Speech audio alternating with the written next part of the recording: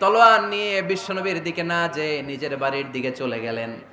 বিশ্বনবীর আপন বোন ফাতেমা বিনতে খাত্তাব, বোন জামাই সাঈদ আর খাব্বাব রাদিয়াল্লাহু তাআলা আনহু তিনজন মিলে সূরা তাহা তেলাওয়াত করছিলেন। পড়েন সুবহানাল্লাহ। মক্কায় লুকিয়ে লুকিয়ে দাওয়াত হতো। খাব্বাব রাদিয়াল্লাহু তাআলা আনহু একটা চামড়ার ফলকের মধ্যে সূরা তাহার কয়েকটা আয়াত এনে ওমরে ফারুকের বোন আর বোন জামাইকে শিক্ষা দিচ্ছে, ট্রেনিং দিচ্ছে। সুবহানাল্লাহ পড়েন। লুকিয়ে লুকিয়ে ওমরে ফারুক যখন ঘরে চলে আসলেন, এরা তটস্থ হয়ে গেল। সাইয়েদনা খাব্বাব বিছানার তলায় লুকিয়ে গেলেন। ওমরে ফারুক বললেন, দরজা খোলো।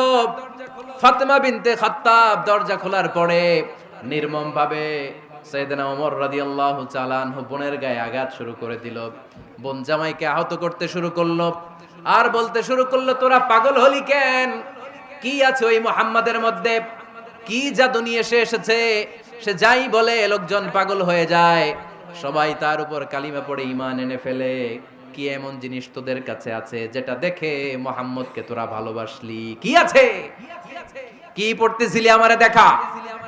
ফাতেমা বলে, ইন্নাকা রিজসুন লা ইয়ামাসসুহু ইল্লাল মুতাহহারুন। ও আমার ভাই ওমর, তুমি নাপাক। তুমি কি? লা ইয়ামাসসুহু ইল্লাল মুতাহহারুন, পবিত্রতা অর্জন না করে এই কোরআন ধরা যায় না। সুবহানাল্লাহ পড়েন। ওমরে ফারুক গোসল করে আসলেন, কারণ ধাক্কা তো আগে কয়েকটা খাইছে। কথা বুঝেন নাই বোধহয়। প্রথমে দোয়ার ধাক্কা, পরে কোন সূরা দিয়ে ধাক্কা? হাক্কা দিয়ে ধাক্কা। 3 নম্বরে এখন আরেকটা ধাক্কা খাবে। গোসল করে আসলেন। ফাতেমা বিনতে খাত্তাব বললেন, গোসল যখন করে এসেছেন, এই নেন। ওমরে ফারুক এবার চামড়ার কাপড়ের মধ্যে সূরা তাহার প্রথম আয়াতের দিকে নজর করলেন। নজর করেই কোরআনের প্রেমে পড়ে গেলেন। পড়েন সুবহানাল্লাহ।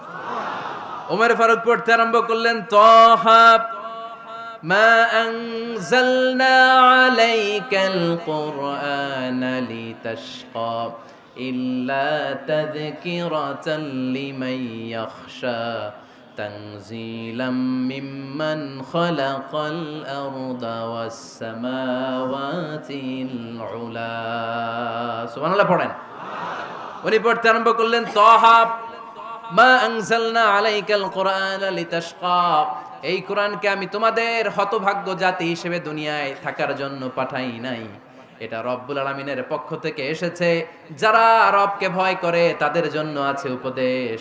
যিনি আকাশ বানিয়েছেন, জমিন বানিয়েছেন, ওই আল্লাহ তাআলা নিজেই এই কোরআন পাঠিয়েছে। আওয়াজ করে পড়তে হবে, আল্লাহু আকবার। উনি খুব ভালো আরবি জানতেন। সূরা তাহা পড়ার পরে আর ধৈর্য ধারণ করতে পারে না।